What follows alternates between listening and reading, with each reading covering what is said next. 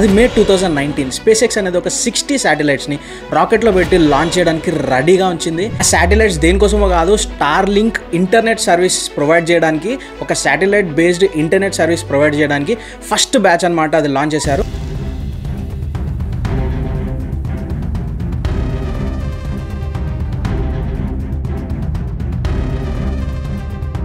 So ఈ satellite based internet దేనికి use అవుతుందంటే, ఎలాంటి రిమోట్ ఏరియాస్ అయినా, ఎలాంటి ఎక్కడ విలేజెస్ ఉన్నా, ఎలాంటి విలేజెస్ ఉన్నా మీకు ఇంటర్నెట్ అయితే ప్రొవైడ్ చేస్తుంది. అండ్ ఇమాజిన్ హిమాలయస్ లాంటి ఏరియాలో ఇంటర్నెట్ వస్తే, అండ్ ఒక మన ఊర్లలోనే చాలా ఊర్లలో మనం చిన్నప్పుడు వెళ్తున్నప్పుడు ఇప్పుడు వెళ్ళినా కూడా మనకి ఇంటర్నెట్ అనేది సరిగ్గా రాదు, బయటకు వెళ్ళి ఇలా ఫోన్ పట్టుకొని నించుంటాం కదా. సో అలాంటి ప్లేసెస్లో కూడా మంచి ఇంటర్నెట్ అనేది ఇది ప్రొవైడ్ చేయగలుగుతుంది. బట్ ఇది మనకు కొత్త ఏం కాదు, జియో అండ్ ఎయిర్టెల్ చాలా వరకు ట్రై చేస్తుంది రిమోట్ ఏరియాస్లలో కూడా మంచి ఇంటర్నెట్ అనేది ప్రొవైడ్ చేయడానికి. బట్ ఈసారి స్టార్లింక్ కూడా వాటితోటి టైఅప్ అయ్యి, అంటే జియో అండ్ ఎయిర్టెల్ తోటి టైఅప్ అయ్యి మనకి ఇంకా మెరుగైన ఇంటర్నెట్ అయితే ప్రొవైడ్ చేయడానికి ట్రై చేస్తుంది.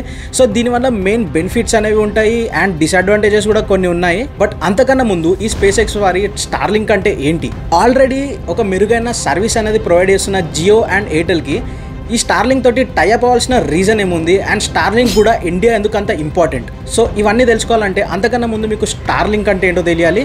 సో అన్ని ఆన్సర్స్ అయితే వీడియోలో చెప్తాను. వీడియో అయితే ఎండ్ దాకా చూడండి, సబ్స్క్రైబ్ అయితే ఖచ్చితంగా చేయండి.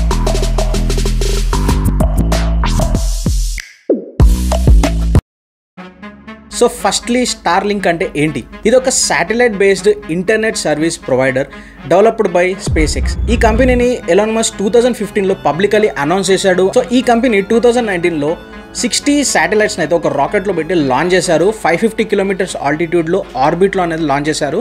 అండ్ అక్టోబర్ 26, 2020 నుంచి సర్వీసెస్ ప్రొవైడ్ చేయడం అయితే స్టార్ట్ చేశారు. సో ఇది ఒక ట్రెడిషనల్ బ్రాడ్బ్యాండ్ లాగా underground optic fibre cables or cell towers లాగా కాకుండా ఇది లో ఎర్త్ ఆర్బిట్స్ అనేవి యూజ్ చేస్తుంది, లియో శాటిలైట్స్. సో దీనివల్ల మెయిన్ యూజ్ ఏంటంటే ఇది 550 కిలోమీటర్స్ ఆల్టిట్యూడ్లోనే ఆర్బిట్ అవుతూ ఉంటుంది. సో ఇది మనకి ఊరూరు డిష్ టీవీ వెళ్ళినట్టు ఇప్పుడు ఊరూరు కూడా మనకి ఎంత రిమోట్ విలేజ్ అయినా కానీ ఆ ఇంటర్నెట్ అనేది ఈజీగా ట్రావెల్ అవుతుంది.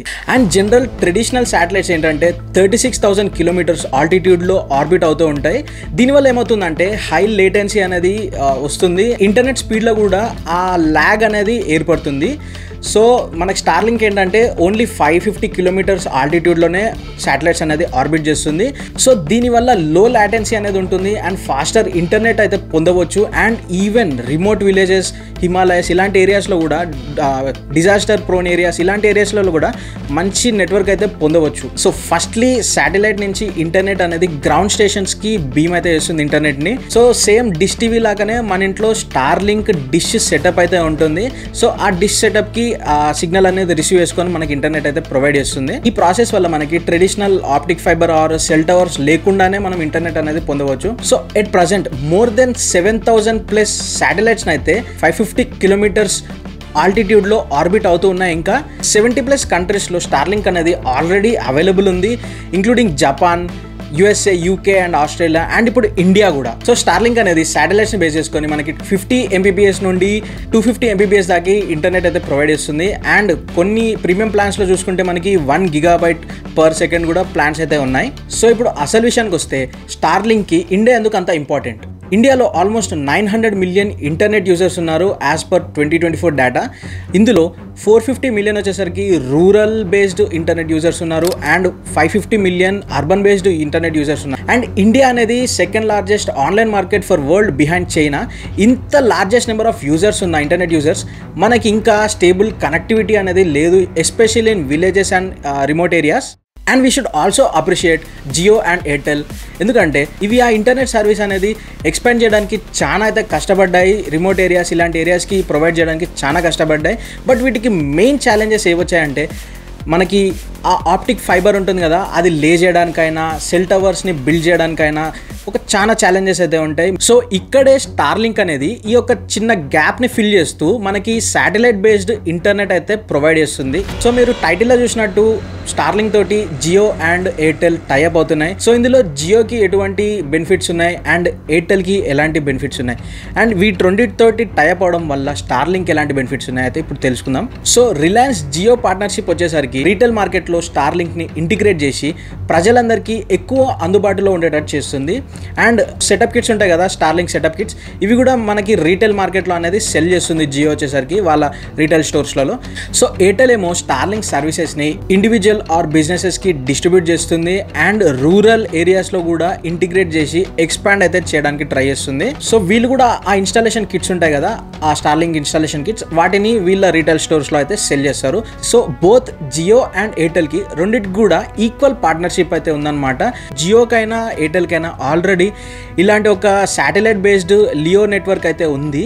అయినా కానీ జియోకి చూసుకుంటే మీకు సెస్ ఉంది అండ్ ఎయిర్టెల్ చూసుకుంటే వన్ వెబ్ అనే ఉన్నాయి. ఈ రెండు అనేవి మీకు శాటిలైట్ బేస్డే ఉంటాయి. అయినా కానీ ఈ రెండింటికి చూసుకుంటే శాటిలైట్స్ అనేవి చాలా తక్కువనే ఆర్బిట్లో. బట్ వేరే స్టార్లింక్కి ఇప్పుడు మీకు ఆల్మోస్ట్ 7,000+ శాటిలైట్స్ అయితే ఆర్బిట్ అవుతున్నాయి. సో వీళ్ళు ఇంటిగ్రేట్ చేసుకొని వాళ్ళ నెట్వర్క్ని ఇంప్రూవ్ చేసుకుంటున్నారు అండ్ స్టార్లింక్ కూడా వాళ్ళ నెట్వర్క్ ఎక్స్పాండ్ అయ్యేటట్టు కూడా చేసుకుంటున్నారు. సో అందరికీ ఒక మ్యూచువల్ బెనిఫిట్ అయితే ఉంది ఇందులో.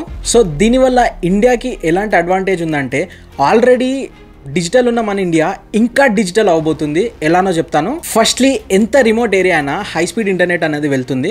ఈ traditional optic fibre or cell towers ఉంటాయి కదా, ఇవన్నది ఒక న్యాచురల్ డిజాస్టర్ అనేది వస్తే మనకి సిగ్నల్ అనేది ఇంటరప్ట్ అవుతుంది ఆర్ డ్యామేజ్ అవుతున్నాయి అవి. అదే మనకు ఒక శాటిలైట్ బేస్డ్ కనెక్షన్ అనేది ఉంటే ఆ కనెక్షన్ అనేది ఇంటరప్ట్ అవ్వదు. ఇలాంటివి చాలా డిజాస్టర్ ప్రోన్ ఏరియాస్లో అయితే చాలా హెల్ప్ఫుల్ ఉంటుంది. ఇప్పటిదాకా ఈ కామర్స్ ఇలాంటివన్నీ మనకి ఈ మెయిన్ అర్బన్ సిటీస్, మెట్రో సిటీస్లోనే ఎక్కువ నడుస్తూ ఉంటాయి.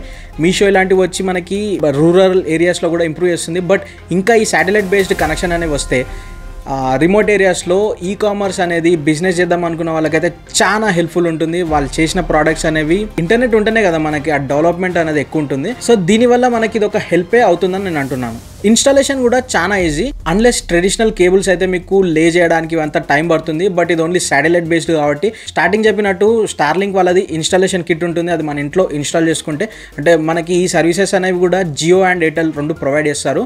ఇందాక చెప్పడం మర్చిపోయాను. సో వాళ్ళు వచ్చి మనకి ఇన్స్టాలేషన్ అయితే చేస్తారు. అడ్వాంటేజెస్ తో పాటు డిసడ్వాంటేజెస్ అంటే డ్రాబ్యాక్స్ కూడా చూసుకుంటే, హైయర్ కాస్ట్. ఇండియాలో ఎట్ ప్రజెంట్ ఇంటర్నెట్ కాస్ట్ వచ్చేసరికి 700 to 1,500 రూపీస్ అయితే ఉంది. ఇది ఒక యావరేజ్ కాస్ట్ కింద తీసుకున్న. స్టార్లింక్ అనేది ఇంకా ప్రైజెస్ రివీల్ చేయలేదు, ఇండియన్ ప్రైజెస్. బట్ యూఎస్ నుంచి కన్వర్ట్ చేసుకుంటే పర్ మంత్ వచ్చేసరికి 5,000 to 7,000 అయితే ప్రైస్ పెట్టారు. అది ఎంత అఫోర్డబుల్లో నాకు అర్థం కాలేదు. అండ్ ఆ ఇన్స్టాలేషన్ కిట్ ఉంది కదా, అది కూడా మనకి 25,000 to 35,000 అయితే ఛార్జ్ చేస్తారు. సో ఇవనేవి కన్వర్షన్ రేట్స్. ఇండియాకి వచ్చేసరికి జియో అండ్ ఈ ఎయిర్టెల్ ఉంది కదా, వాటితోటి టైఅప్ అయితే ఎంత తక్కువ చేస్తుందో అయితే చూడాలి.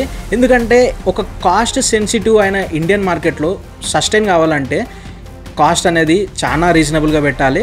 అదే ఇప్పటిదాకా జియో అయినా ఎయిర్టెల్ అయినా ట్రై చేసింది. ఇన్ఫ్యాక్ట్ చెప్పాలంటే జియో వచ్చి చాలా కాస్ట్ అయితే తగ్గించింది. నెక్స్ట్ వచ్చేసరికి మనం నార్మల్గా డిష్ టీవీలో చూస్తున్నప్పుడు వర్షం పడుతుంది కదా, అలాంటి టైంలో డిష్ అనేది ఇంటరప్షన్స్ అయితే వస్తుంటాయి కదా. సేమ్ అనేవి మనం ఈ స్టార్లింక్ శాటిలైట్ బేస్డ్ ఇంటర్నెట్లో కూడా ఎదురవుతుండొచ్చు. అంటే అంత ఇంపాక్ట్ ఉంటుందని కాదు, డిష్ టీవీ అయితే కంప్లీట్లీ బంద్ అయిపోతుంది. బట్ స్టార్లింక్ అనేది వర్క్ అవుతుంది. సో ఫైనల్ వర్డిక్ట్ ఏంటంటే, స్టార్లింక్ అనేది జియో అండ్ ఎయిర్టెల్ లాంటి ఒక జైంట్స్కి ఒక కాంపిటీషన్ అయితే ఖచ్చితంగా కాదు, ఒక రీప్లేస్మెంట్ అయితే అసలుకే కాదు.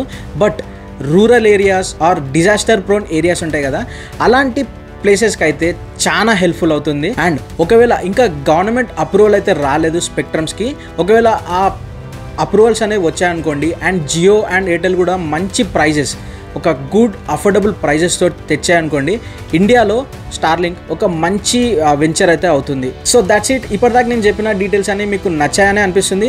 సో నేను ఇలాంటి వీడియో చేయడం కూడా ఫస్ట్ టైం. ఇన్ కేస్ మీరు ఏమైనా మిస్టేక్స్ చూస్తే కామెంట్ సెక్షన్లో పెట్టండి, తిట్టకండి. నెక్స్ట్ వచ్చే వీడియోలో మళ్ళీ కలుద్దాం. బాయ్.